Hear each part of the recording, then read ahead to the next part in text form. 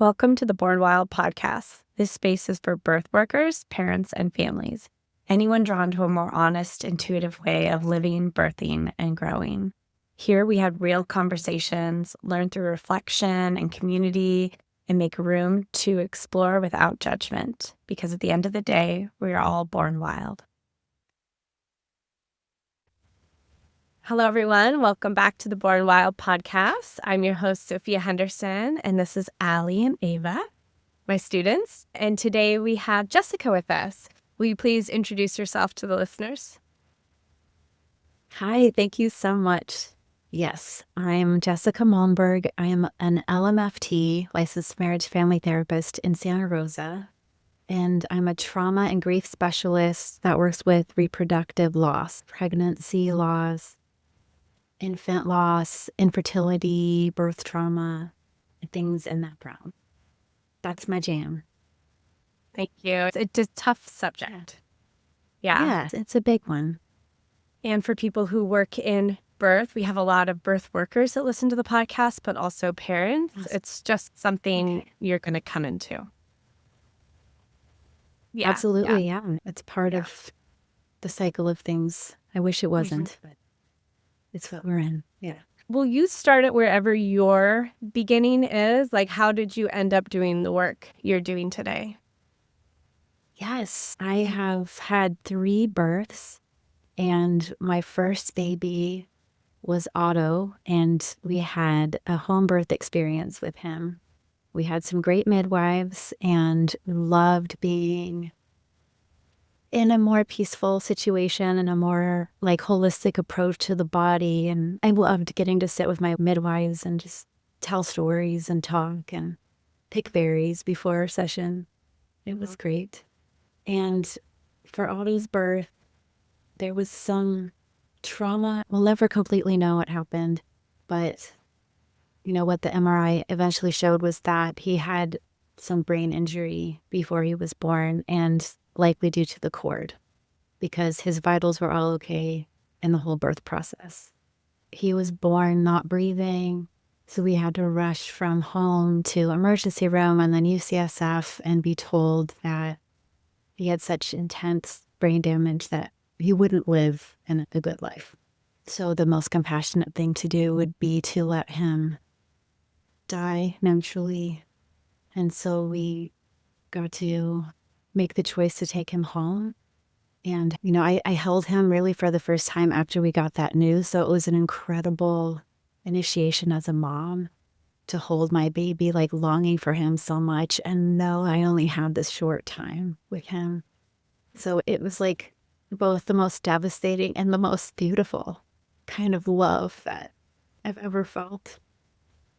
Getting to just be so present with him, and he the same with us. I think I see this with babies who are in the liminal realm, that they're so present. And so we took them home, and we had 3 days at home with family coming to support us. At first, we were just wanting to be alone after all the doctors, but then we were like, that's terrible too. We don't know how to do this. Nobody does. So we had family come and cook with us. And we didn't cook. They cooked, and we were just with him in the room, kind of hold vigil for us for 3 days until he died. And then when he died, our midwives were a part of this too. And we all held a memorial for him that morning at home. And it was really incredible, and the beginning of some really, really painful times of trying to understand what to do with grief, because our culture is so lacking in that understanding and framework of how important it is to be able to take it in and be in a process with it. So my husband and I both just really devoted ourselves to a grief process that we were putting together by ourselves. And I had a really good therapist who helped us as well. And then we were able to have 2 more pregnancies. So I experienced the pregnancy after loss, which is really challenging to allow the length of the process and have faith. And as the pregnancies went on, I became more and more comfortable, and we gave birth at the hospital for the second 2. And we had a doula there with us, was one of our midwives, and it was wonderful there too. So I just got to have a circle of experiences. I felt like I was really lucky because they were all pretty calm and peaceful and supportive. And so after those births, I was talking to a lot of people who also lost babies. People would be sent to me and we would become friends. And then after I went through a year of breast cancer, after all of that, I was like, okay, what do I really want in life? This was calling me, like wanting to be a therapist was this like beautiful pull. It was so exciting. And so that kind of was my aim. And I always knew I wanted to work with grief because of Otto and share what he taught me with other people because it's desperately needed in our world right now. It's just an open heart to all of our whole selves, even the dark parts. So many questions went through my head. One is the idea that obviously losing a child at any time is the worst thing you can imagine. And also, if you notice a difference between families who it's their first child that they have lost versus a subsequent child, because I could imagine maybe it being not easier, but if you've already had a living child to go home to, and also for future pregnancies, knowing that you've had a living child, that you know it's possible versus my one and only child didn't make it. If you just have any experience between that, like that the first baby is lost versus a subsequent. Yeah. Those are really good insights. I think there are differences, but I wouldn't say one is easier than the other necessarily, because it really depends on that person's life and the support they've had in their life and the safety they have in the world in general. So losing your first child is devastating in its own way for those reasons. You don't know if you can have more kids. You don't know if your body's going to work in that way. And you don't have a child to hold. So there's just no comfort in that way. We had each other, my husband and I, but oh my God, we just long to hold the child and care for a child. When milk comes in, oh my God, your whole body is there to feed. And so I think that is a really hard part. The thing that's a little bit easier about the first is that you get to grieve as big and as long as you want. The grief can take up as much space as you need it to, whereas if you have other kids, you're also caring for their psyches, and I think there's more of like a kind of damper on the time and space you have for it. So that's a challenging part of having other children. And yeah, I mean, I work with women who it's their third that they lose, and then they don't have another one after, maybe, or there's so many different situations, but it can be pretty heavy wherever it is. Yeah. Hearing your bout with breast cancer too, I was learning more about New German medicine and like that correlation to the grief and the loss and the heart. And when you said it, it almost made perfect sense. Yes. That happened. Yeah, that's my guess. Because I know other women, and I don't like saying this too much because I don't want women to think that you're going to get cancer if you have a loss. But I know a lot of women who 5 years later have an illness or cancer or something. And I just heard that too. In Chinese medicine, there's a womb-heart connection. And we know this, right? It's so clear as moms. But yes, I think because there's no breast cancer in my family, and to get it at 36, I do think that it's related to just a severe shock and loss in the body, just not being able to have the immune system. And just the womb, the womb and the heart, and how it almost in some ways made me feel like now I'm showing it because I had a mastectomy and I was like, I felt like I lost a part of my body. So now I physically show that. There's a scar. And that's kind of helpful in some way. I would never wish it on anyone. I want to make light of it. Not fun, but it did bring me even deeper into the next place in life.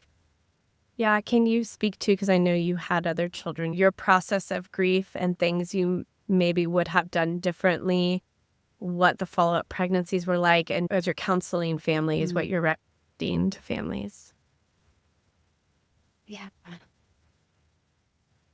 the grief process for us was very much tied to nature. At first, we were like reading books, like all the books we could find about life after death. And just wanting this information. And then we were like, I don't think this is where our answers are in words.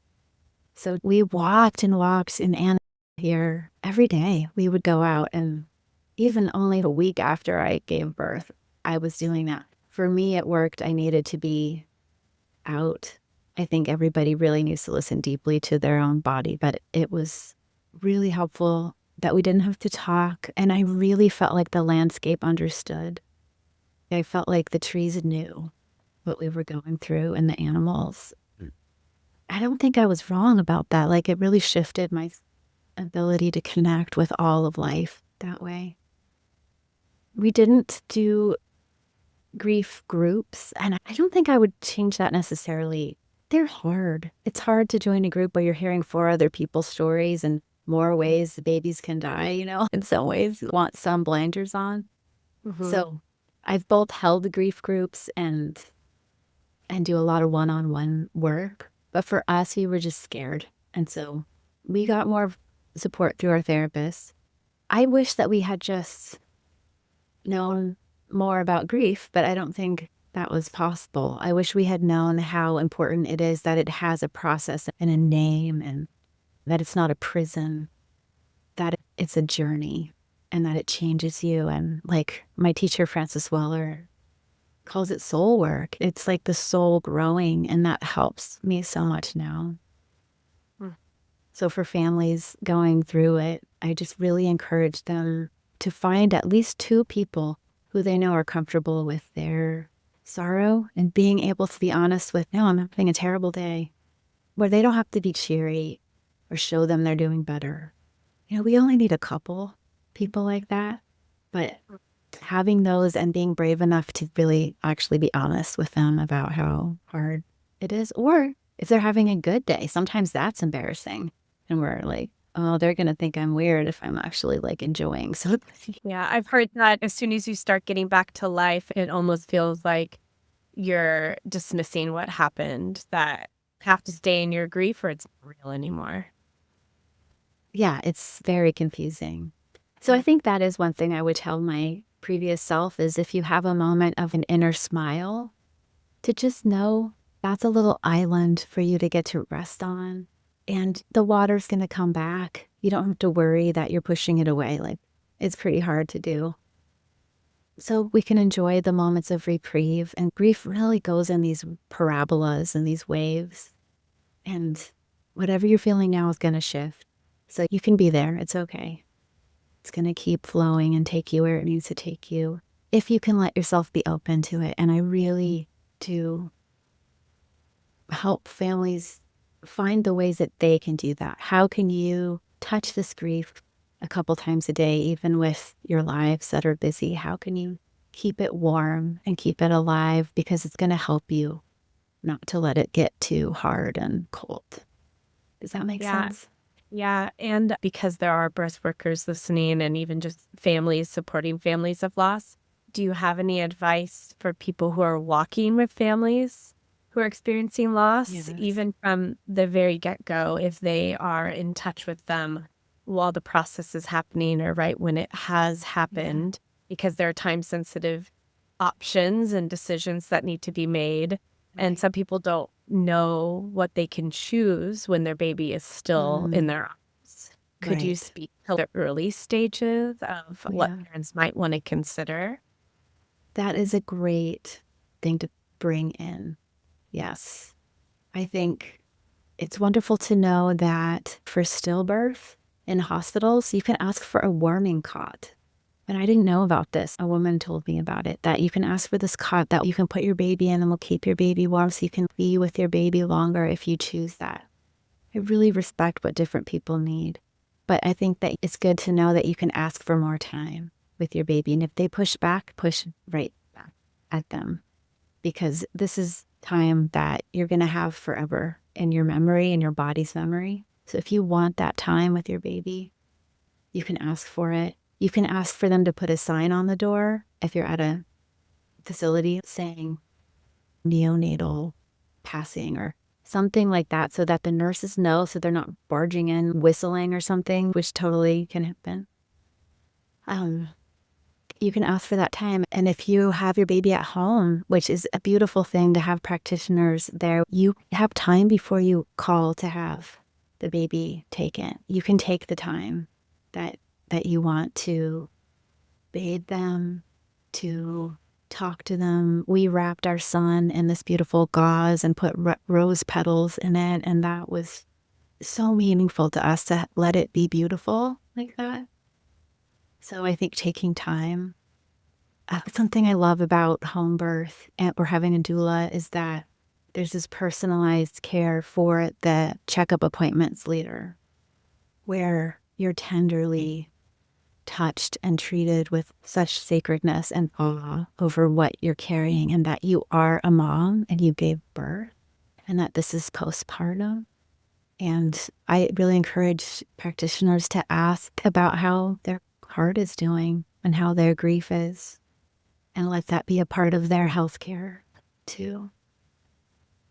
Can you think of any other elements to speak to there? Yeah. Yeah, I've heard usually this is more for miscarriage or like early stillbirth is the saline baths for babies, where it like replenishes the color of their skin and sometimes damage to their skin so that they can actually see what their baby looked like.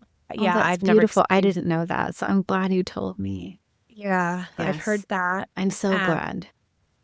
Yeah, and then just taking as many pictures as you can, even if you never look at them, you at least have them, because those are those that you can't ever get back. I really like that advice. Yeah, I used to volunteer for Now I Lay Me Down to Sleep, and they're a national organization that sends photographers to hospitals to document if you want professional photos, and they're delivered all in black and white. Yeah, and all those little memories, like bathing them for the first time, putting their first diaper on, all their firsts. Yes. Yeah. Yes, I love the little handprints that you can make too. And there are so many memorabilia things that are available now. Like you can have the milk made into little pearl earrings, and you can have the ashes made into a tattoo ink and tattoo yourself with them. I love my tattoo. I have a little hummingbird here for my son, and that just, I felt such relief after getting this. I know most moms, some kind of marker like that. I saw someone with a little necklace with the feet engraved in that. I just thought that was so beautiful. So yeah, those memorabilia can be really beautiful to put on during the anniversaries, just to hold them close and remember. I have a little box of my son's diaper and blanket and the hands and feet, and every anniversary we get it out and we hold all of it because it just feels so good to honor him like that. Yeah. And my advice for families was always to take it just one baby step at a time, where the very first things we're doing is just memory making. That's what we're doing until that cycle feels complete. And then we can move on to, if you're a family member or birth worker, helping them decide on burial versus cremation, just having little baby steps can support them through. Because then there's like paperwork, and you just can't even fathom doing paperwork. It's so rough for anyone going through death. I wish that all of those things could be taken from those people. But I so agree, just focusing on the presence, that as soon as someone dies in our culture, we cover them with a blanket and take them away. And it doesn't need to be like that. We can have more time. And I think we need that. We need that integration. And we even need to see them changing and, appearing different so that our psyches can accept that they have died.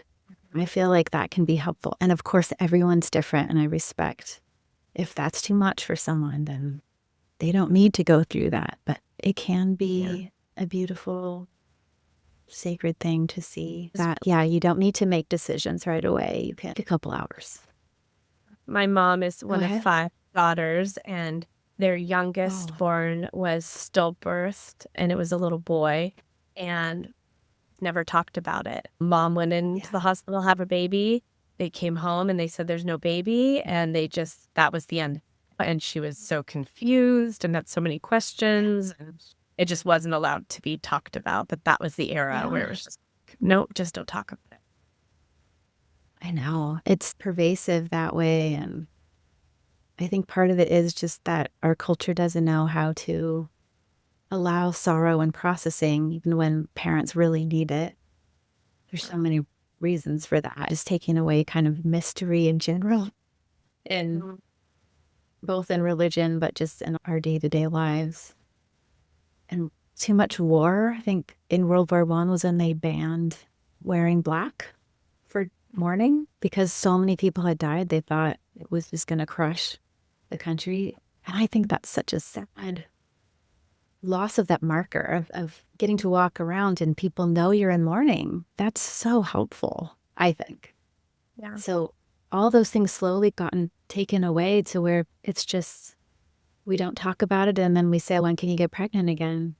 And it just so dismisses that child. It can be such an invisible kind of loss, even though it's like losing a baby is so biologically painful because of how our hormones and our heart and our womb, our entire biology is changed to care for them. So it's really actually more of an impactful loss in some ways than others, but it's treated like it didn't happen.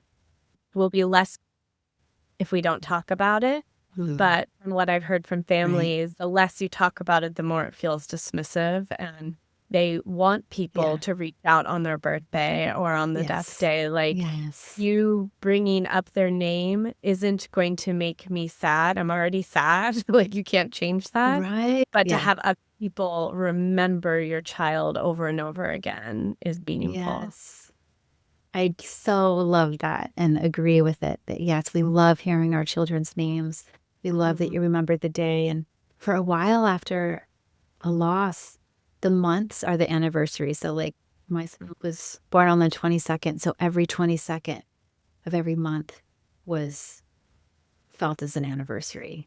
And then it becomes a year. But you remember other pieces of the pregnancy. And having people know that day's a tender day is so huge. And I think it's wonderful, like as practitioners, when you go to see them again for checkups, to ask to look at pictures or ask to see or say their names again. I think it's so sweet to be like, you knew, you were in their realm. Let's like enjoy this child together. Especially if you met the child, because very few people will have probably met them if it's birth. And so to know that they witnessed your child it really is. You hold that with them. Will you speak to the early days of postpartum? Because you mentioned like your milk comes in. And I'm sure unless people are holding their hand through it, they might be caught off guard by that if it's their first baby. What are the options? What do I do when my milk comes? The milk coming in is incredibly powerful and emotional. It's so different for different people. Like for me, we thought he had a chance at life at first, so I was pumping. And so I really got the milk flow going. And then I had a little bit to give him. He got to drink a little bit, which was so wonderful. But then he died and I had all this milk. So I personally froze it and I still have some. I still have some in my freezer. I couldn't just get rid of all of it. But there are companies that you can work with to provide the milk to other moms who aren't able to give the milk to their babies. I didn't do that because it took these extra steps of having people come and getting a blood test and all of these things, and I just couldn't handle any more stuff. But other people do that, and it's really satisfying. I was like, I'm just going to keep pumping because I get to keep this part of myself alive. And then a few days in, I was just like so sad that I couldn't keep doing it. But my midwives helped me with stopping, and I'm not going to totally remember. I remember we put cabbage leaves on, which was really helpful, and some poultice of herbs. And I think I drank some things so you probably know better. But I love that experts know this and can help stop the milk supply when you're ready for that. And it worked. Also, for people listening, there are more casual milk donation, like mom to mom. So if you were wanting that, not wanting to go through all the screening processes, there are organizations called Human Milk for Human Babies, and then it will be California or Nevada or whatever state it is. And great. it's just like moms to moms. And there's that trust piece there where you're like, I'm asking for milk that doesn't have any medications in it and that you trust and you're communicating with. But my son, I got him donor milk for 2 years. He was born with a lot of Awesome. birth defects and I couldn't pump enough for him. So Yeah. that was how we got a lot of milk and it was amazing. I'm really Yeah. glad to know that. That's Yeah. wonderful. Yeah. Good. Will you speak to, as the weeks turn into months and turn into years, and was there a point in your healing where the resource groups were helpful for you, like the long-term healing, and they talk about the grief spiral and, you know, how it's not linear, and then there's anger and denial that people face. And one thing that I heard you say was how present your midwives were with you and even for future pregnancies, because one thing that can come from grief, especially with babies, when we feel like something is wrong, this baby shouldn't have died, so there must be someone to blame, that can become a big piece of people's stories and can contribute to more anger and grief. Will you speak to any of that? Yes. Yeah, it was helpful to know that grief wasn't linear. I think we got that. It was really clear. It was wonderful that I would go in a big spike and come down, and then my husband would. I don't know if the psyches just knew, like, we take turns here. So it was nice to know, okay, I'm going to get to a baseline, and then I can support him for I can switch. The blame was one of the harder parts for me. I really wanted to know what happened, and it's really hard to know with birth. It's one area that is pretty mysterious in certain times. I remember my midwife, Catherine Berry, saying that I might beat myself up a lot and that I didn't need to do that. And it was good to hear that. And people kept telling me that it's not your fault. It's not your fault. It took a long time. And I think that was just one of my old wounds that was already there. It's easy to blame myself for things. But to release that, I think it just was a part of what I was walking out in the trails was like, oh, it's so hard to understand with my first baby because birth is so intense. It just feels like, how are either of us going to get through this? It boggles the mind. So just to accept, and I think having my other children helped me too, to see, okay, birth is survivable and babies and moms are strong. And I learned a little bit more about how sometimes first babies, if they're big and boys, that what happened to my son can happen. Something with the cord can happen. That gave me a little peace, finding that little nugget of a fact there. But I didn't really join grief groups until much later. I think like 2021, and he was born in 2008.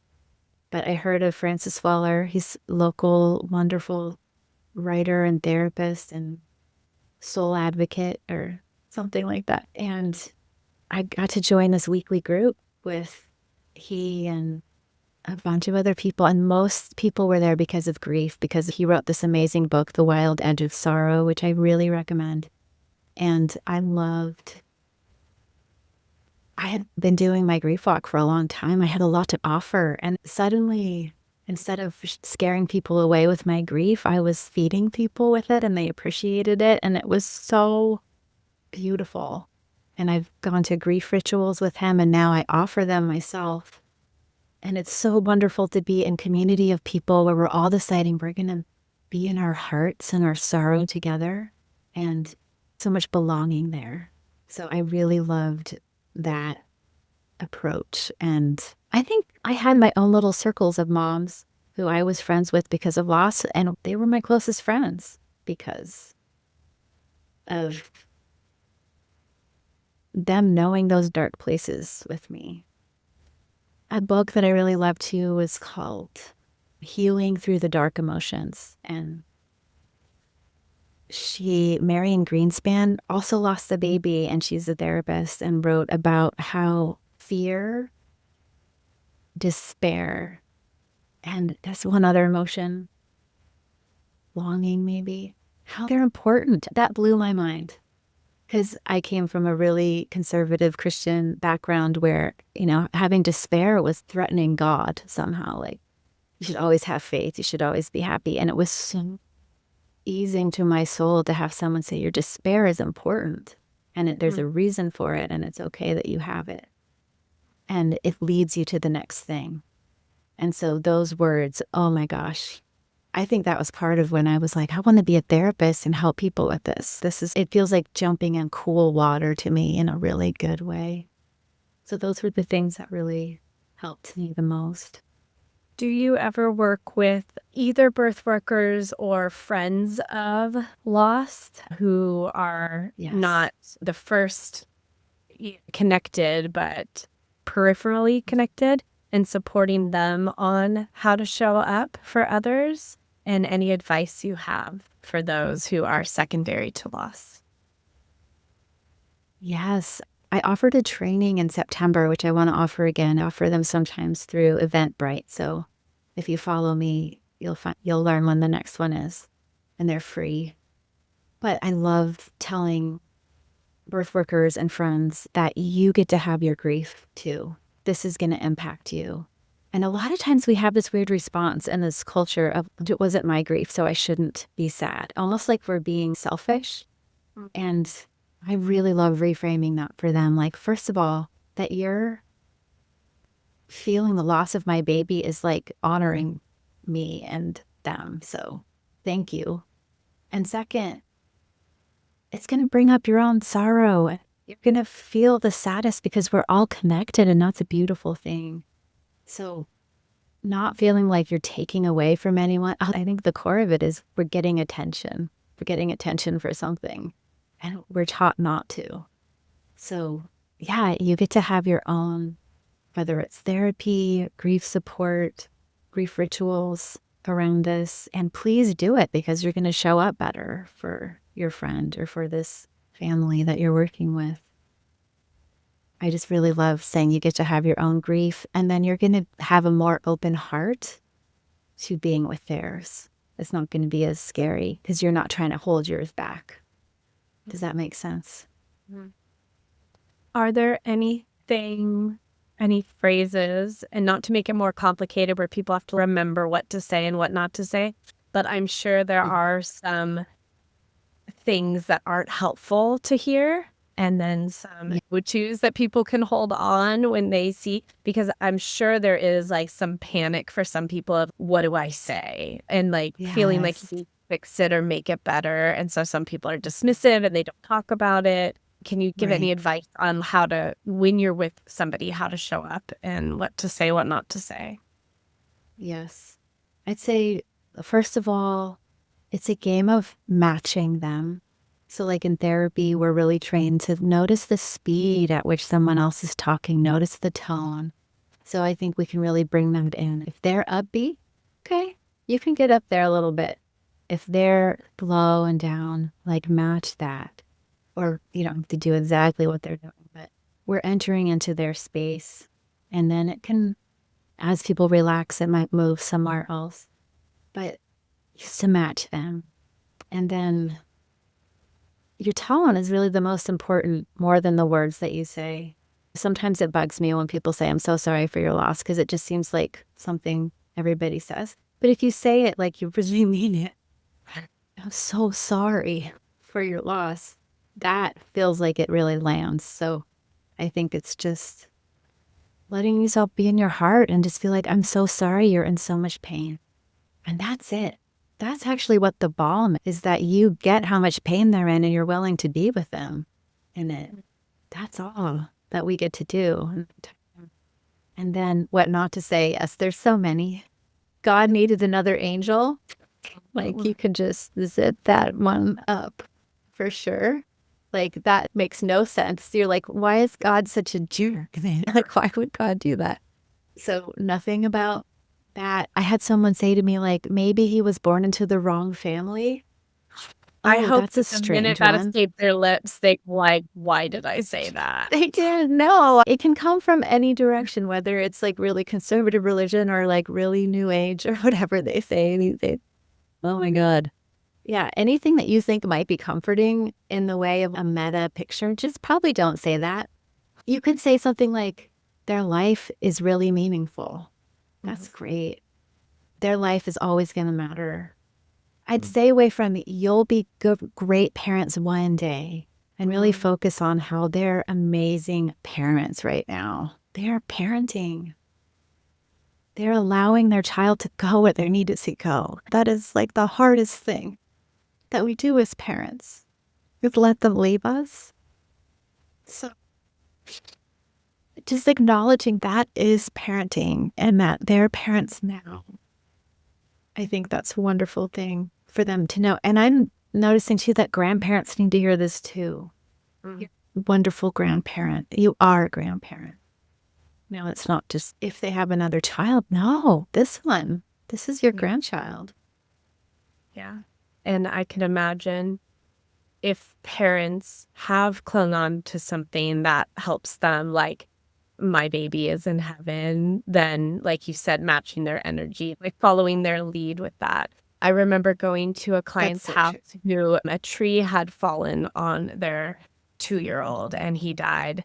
And I went and showed up, and they actually had already come to this conclusion of God needed this child, and I almost wasn't prepared for that. I thought we were still gonna be on stage 1, and so I came in just ready to, like, grieve and process and had to change that for myself where I'm like, "Oh, we're not doing that anymore. If I need to do that, I could do it later at home, but we've moved on." That's great. I think that's so important to be with how they are surviving this. And if it is that my child is in heaven and God needed to do this, then we go with that. We just don't bring it in. And then we follow them and wherever they need to go. And yeah, that confused me at first too with women I worked with. A lot of them were a lot more kind of buttoned up and like rational than I was expecting.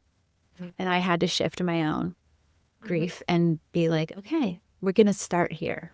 And then when the time is right, we might drop in a little bit more. But there needs to be safety first before we do that, if we do that. I don't know how many people you've worked with who are in the birth world, but I know in talking with birth workers, because we will always face loss eventually if we do this long enough, that there's always this unfortunate element of litigation that I know people have said that I don't feel like I can fully grieve because I'm prepared. Like, might not even come from the family, but the hospital or whatever. And it's, do I have to defend myself and how I was at this birth? And it can take away from the grief where you feel like you're being careful with your words. And it's such an unfortunate piece in the loss for birth. Yes. Yes, I feel for you. That is such a hard place to be in. I would think that a lot of support is needed from peers, from if you can see a therapist, to have somebody like really in your corner helping you with all of that, helping you hold these two things at once. There's a lot of us do have to hold grief and something else at the same time, and there are ways to do that. But you're right, you can't sink into it until your mind can let go more. So I would say to just get those peers and friends around you and do the little bits that you can. It might be lighting a candle and then blowing it out a minute later, or just letting yourself cry a little bit, going like 2% down the tears instead of 80. No, but letting a little bit out is like letting the pressure out as you're going. And I just want to say, oh, I feel for you. I know we had investigations after our birth led by the state. It was really reassuring to me that they didn't find anything. It felt really like I could let go too. But I know it sucked for the midwives, and I felt bad about it and had to trust them to find their way. But they didn't find any fault. I think that's important to say. Yeah. And my understanding and stories I've heard is a lot of the time, most of the time, even with autopsies and everything, nothing is found, which I'm sure can be really hard for some families where there is no clear picture of what happened. Yeah, it is. And these things happen both at hospitals and at home. There's different challenges. And different locations. But there's so many things that can happen at this threshold. And I think it's really helpful for me to see it as this threshold between life and death that we pass through as we come into this life. And it's not a guarantee. But I really love seeing those 9 months or however many weeks or months are in the womb as like a fullness and as an important life, as a universe of itself. And that can bring a sense of wholeness to parents too, to say they had experience here. They were embodied. They had love while they were here. Is there anything that you feel you haven't said that is really important for families to hear who are walking this walk? I think the biggest thing I want to say is that your grief is sacred. Your sorrow is sacred, and that it's something you have to put away. One family wrote to us that Otto was a golden thread that would be woven through our lives.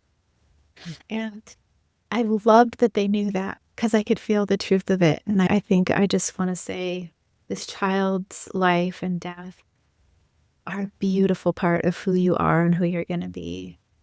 And part of that is really dark and really challenging. And that also counts with the beauty too.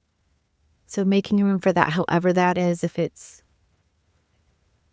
extra time off if you can take it, if it's extra care through your church or through your group or with a therapist, with a grief ritual, to just give that to yourself. I do wish I had done that earlier.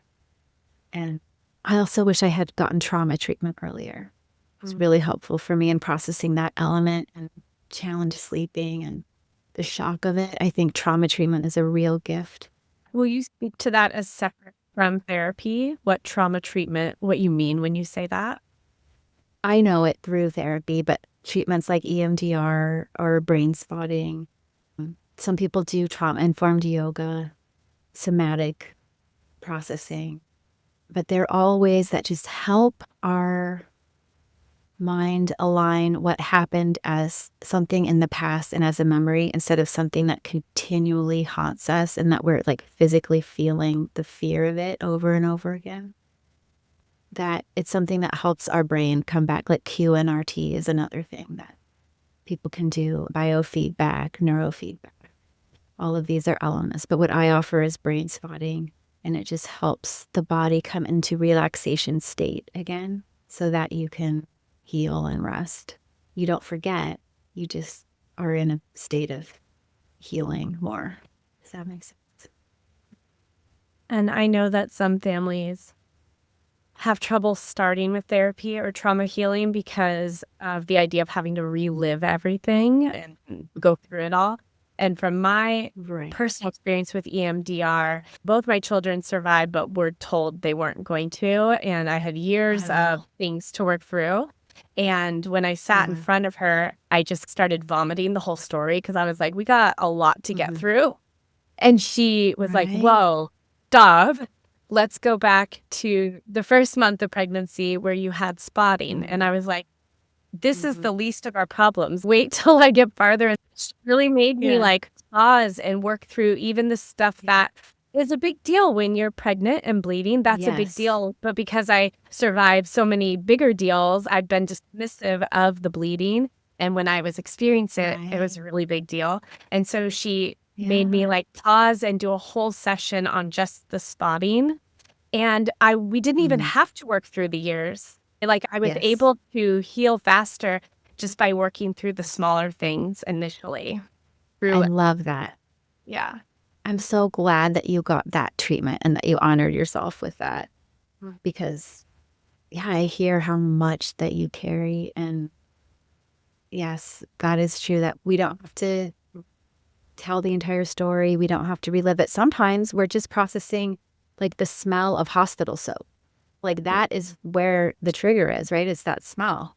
And so we'll just see what happens when you smell that. And then we'll notice those feelings. And then the brain might make some connections. You might have a little quick memory of something, but We're allowing the brain to just organize in a way that is just easier on our souls and our body to hold this experience.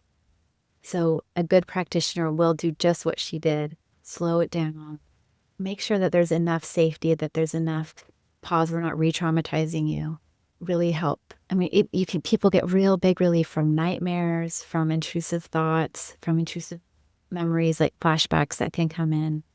And then they can go into their grief work more fluidly, which is, it's just a bit softer. It makes it less jagged, I think. Yeah.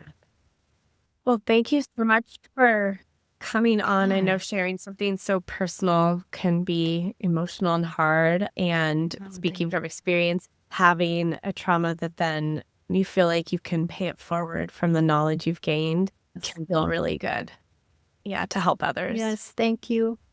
And I'd love to tell people, I don't know when this is going to air, but if it's in time, I'm offering a 2-day grief retreat for pregnancy and infant loss in Sebastopol. So if you're interested in that, you can look up jessicamalmberg.com and there's more information. It's just going to be 8 to 10 people, and it'll be a really sweet gathering together of us to get to write and rest and just be together in honoring this place in our hearts. Great. I will look it up and send it to people that. Thank you so much. Yeah, we'll leave it in the show notes, but is there any other contact info or offerings like that you want to let people know about? I post on Instagram a lot. It's at Jessica Malmberg Therapy. Little bits about grief and this kind of grief. Infertility and IVF is another thing I'm really passionate about helping people through parts. And so you'll find out more about what I'm offering too. Great. Thank you again. Thank you. Thanks for listening to the Born Wild podcast. Find us on Instagram or email bornwildpodcast@gmail.com. If this episode supported you, please share it and leave a review on Apple Podcasts. It'll help more families find us. This podcast is for education and storytelling only and is not medical or individualized health advice. And as always, stay wild.